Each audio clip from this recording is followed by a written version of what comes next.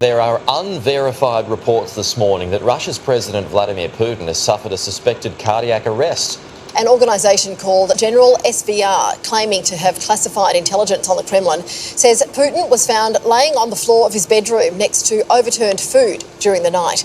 The Telegram channel claims the Russian president was rolling his eyes while convulsively arched. Doctors reportedly performed resuscitation and he regained consciousness. The Kremlin has not commented on the allegations. Hi, welcome back to Joe Blogs. So as you've just seen, it's been reported that President Putin had a heart attack on Sunday the 22nd of October.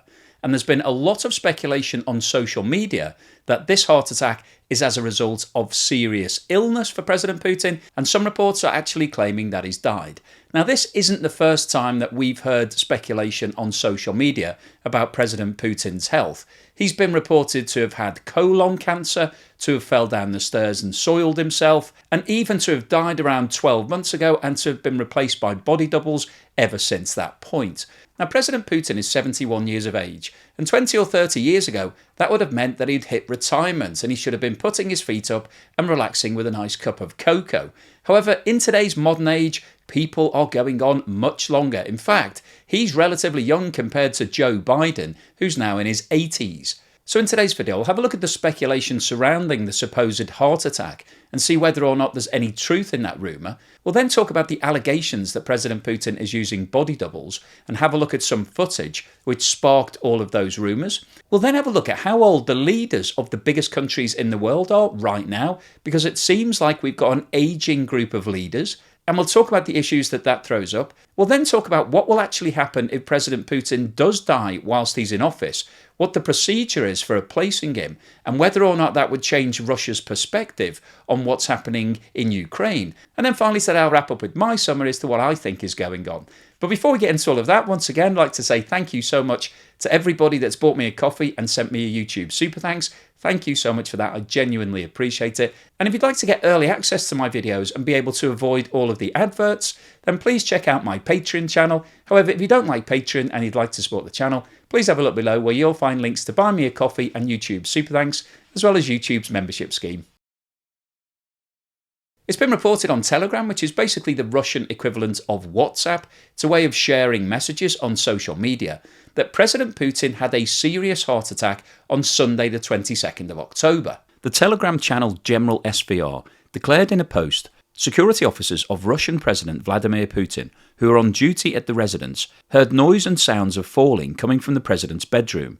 Two security officers immediately followed into the president's bedroom and saw Putin lying on the floor next to the bed and an overturned table with food and drinks. Putin was convulsively arched while lying on the floor, rolling his eyes. Doctors reportedly arrived and resuscitated Putin, having previously determined that the president was in cardiac arrest. So at face value, this looks like a serious problem for President Putin, and there are even rumours circulating on social media that he's actually died. However, in terms of assessing whether or not there's any truth in this news, we need to look into the channel that posted it. The General SVR Telegram channel is reportedly run by Viktor Mikhailovich, who's supposedly a former Kremlin insider and who claims to maintain links with Putin's inner circle. And in terms of the credibility of this channel, it's been one of the biggest advocates for the notion that the Russian president is suffering from a range of serious medical issues and relies on the use of body doubles to cover up the severity of his condition. And previous posts on Telegram from the General SVR channel include claims that President Putin fell down the stairs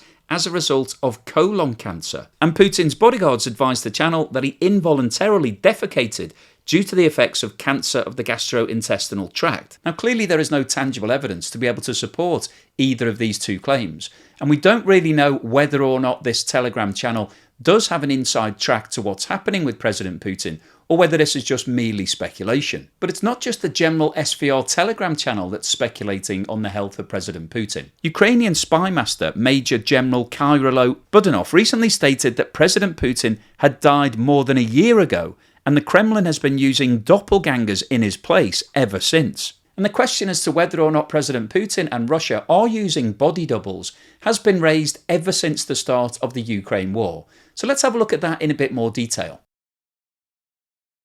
Speculation over President Putin's use of a body double was once again raised in June 2023 when he made a surprise visit to the city of Derbent in southern Russia's Dagestan region and energetically greeted a crowd of strangers. This incident came directly after the short-lived civil uprising led by the Wagner Group, and the normally stoic and isolated Putin was uncharacteristically personable, shaking hands and planting kisses on the head of a young teenage girl, who gushed over him and pleaded with her mother to take a photo of her with the president. The scenes in the video were markedly different to the extreme measures undertaken by President Putin over the last few years to avoid personal contact with the public, other world leaders and even members of his own government. And it's been reported that he's enforced strict quarantines for anyone outside of his close circle before meetings, likely out of a fear of catching COVID-19. Viktor Alkanist, a Soviet military tactician and politician who is now a Western-based analyst known as the Black Colonel, said, "Why is Putin meeting with visitors in the Kremlin after their 2-week quarantine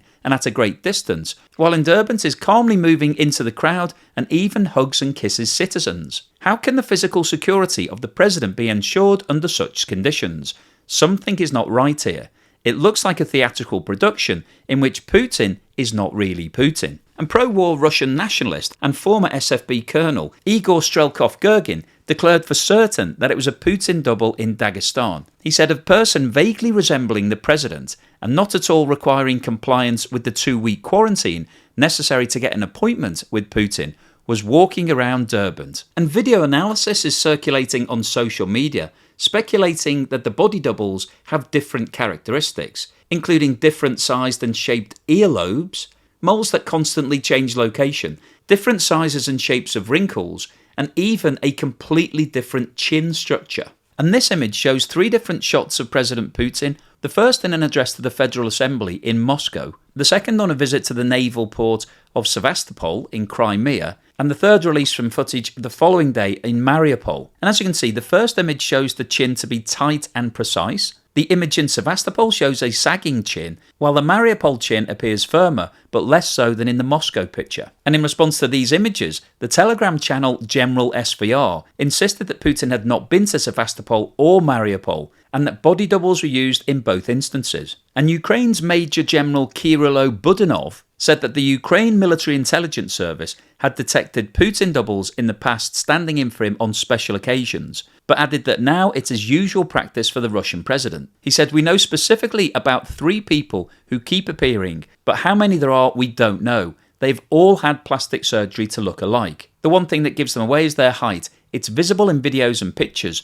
Also gesturing, body language and earlobes, since they are unique to every person." And Budanov went on to claim that Putin used a body double in July 2022 for his arrival at a summit in Iran to meet Turkey's President Erdogan. The Russian leader looked awkward as he came down the steps of the presidential plane in Tehran, and Ukrainian sources noted that he moved unusually quickly and was more alert than in prior public appearances. Now, President Putin has actually addressed the idea of using body doubles himself in February 2020. He said he was advised in the early 2000s, when Russia was hit by terrorist attacks, that a lookalike should take his place at events where the head of state might be at risk, but he claimed the idea was rejected.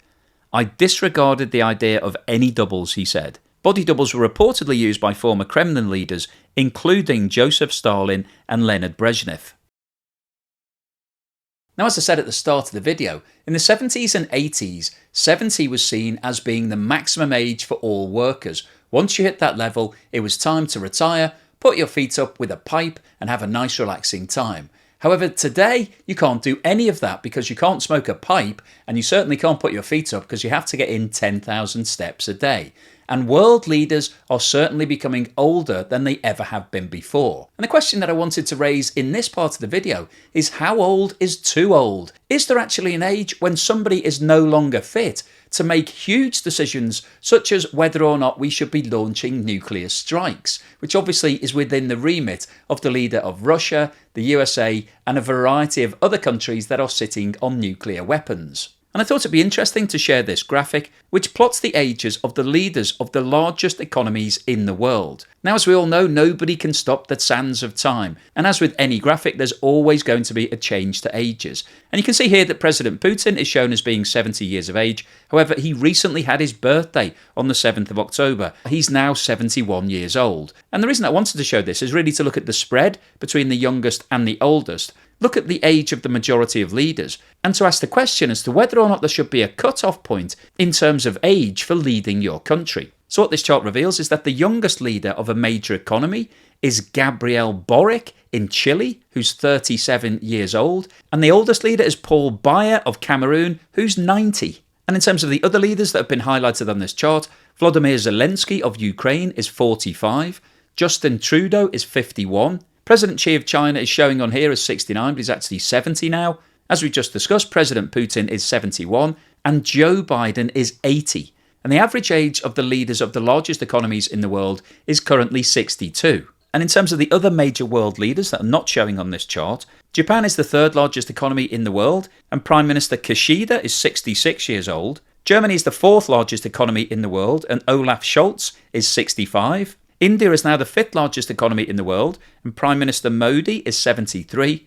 And the UK is the sixth largest and Rishi Sunak is 43 years old. And as you can see from this graphic, the median age of the largest economies in the world is currently 62. Now clearly I don't want to be ageist about this, but if you look at the scientific evidence and also the reality of the situation, as we get older our bodies start to change, and as we get into our 60s, 70s and 80s, we suffer from muscle loss and also our brains start to reduce in size and functionality. So both science and the evidence of our own experience tells us that somebody in their 80s is less likely to be as mentally agile as somebody in their 70s or 60s or 50s. Now obviously everybody's different and certain people may maintain all of their faculties and be just as sharp as they were 30 years ago. But for the vast majority of humans, as you get into your 70s and 80s, you generally have less energy than you did in previous decades. And in many situations, you're not as sharp mentally. And I think there is a big question as to whether or not there should be a cutoff in terms of your age to be able to lead your country, particularly for countries that have nuclear weapons. Now, I'm not saying that President Putin or Joe Biden are too old to be able to lead their countries. But in terms of this debate, there has to be a point when you question whether or not somebody is fit and healthy and proper to be able to take on that job. If you were running a company and you were looking to hire a new CEO for your business, would you consider somebody who was in their mid to late 70s? I'm not sure you would. Even if they were an industry legend, you may bring them in as a chairman or an advisor, but you probably wouldn't put them into the chief executive role. But that's exactly what happens in politics. We're seeing older and older politicians taking on these really important roles. And the big question is whether or not they are the right person for that job.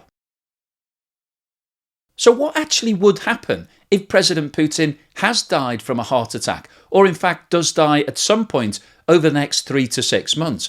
Would that change everything? Would the war in Ukraine stop overnight, or would we see a continuation of the existing strategy? Well, in terms of the actual mechanics of what will happen if President Putin did die, there would be a 14-day period where Russia would be able to vote in a new president. And in fact, the leader of the former Soviet Union died in office on 3 consecutive occasions in the 1980s. Leonid Brezhnev, who'd been the leader of the Soviet Union since 1964, suffered a heart attack and died in November 1982. And 2 days later, his successor Yuri Andropov became the first former head of the KGB to become the leader of the Soviet Union. However, less than 3 months later, Andropov suffered kidney failure and subsequently died on the 9th of February 1984, at the age of 69. It was reported that Andropov, who knew that he was seriously ill, wanted Mikhail Gorbachev to succeed him. However, Konstantin Chernenko was voted into power despite the fact that he was already terminally ill. It was reported that Chernenko had taken up smoking at the age of 9 and was a serial chain smoker. And on the 10th of March 1985, just over 1 year after taking office, he died from emphysema and became the third Soviet leader to die in less than 3 years. And the US president at the time, Ronald Reagan, was reported to have remarked, "How am I supposed to get any place with the Russians if they keep dying on me?" Mikhail Gorbachev was subsequently elected as the new leader of the Soviet Union and became instrumental in the breakup of the Soviet Union and the end of the Cold War. So what's the summary and conclusion today? Well, I wanted to post this video firstly just to let you know of the rumours that are currently circulating about what's happening with President Putin. And as we've talked about, it's rumoured that he's had a heart attack. Now, unfortunately, we don't really have any evidence to be able to back that up. So we don't know either way whether he has had a heart attack or whether this is just another rumour that's circulating on social media. And as we've also talked about in today's video, there's lots of speculation as to whether President Putin is using body doubles. There's even rumours that he died over a year ago and that we're constantly seeing body doubles, that he doesn't even exist anymore. So there's a lot of speculation. But what I wanted to do in today's video was really to talk about the issue as to whether or not the removal of President Putin would change the world. Would that mean an end to the war in Ukraine? Or would we merely see him being replaced by another member of the Kremlin and for the war to continue? Now, obviously, when we're talking about the leader of a country, individuals are important because they do make decisions.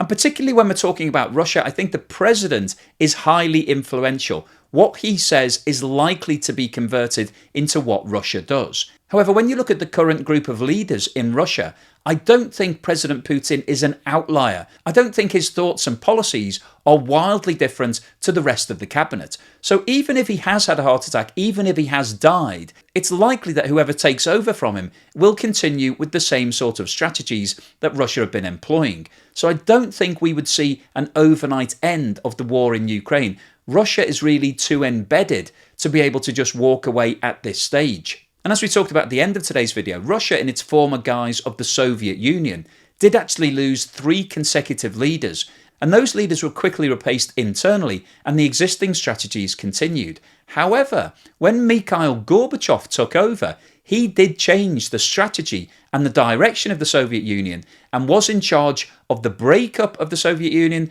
and the end of the Cold War. So I guess in terms of the potential upside, if there is somebody who has radically different ideas to what President Putin is doing right now, particularly in Ukraine, and they were to take over office, then there would be a possibility that Russia could change its direction. However, it doesn't look like there's anybody in that role right now. The replacements for President Putin are likely to continue doing what he's been doing. And of course, the other issue that I raised in today's video that I think is quite contentious is there an age that you get to when you are too old to lead your country? Is that 70, 75, 80, 85, 90? Or can you have somebody who's 100 years old making the decisions for the whole of a nation? Well, interestingly, Rupert Murdoch, the media mogul who's recently married to Jerry Hall, who's the ex-wife of the Rolling Stones lead singer Mick Jagger, announced that he'd decided to step down and retire at the age of 92. So we do have a real-life example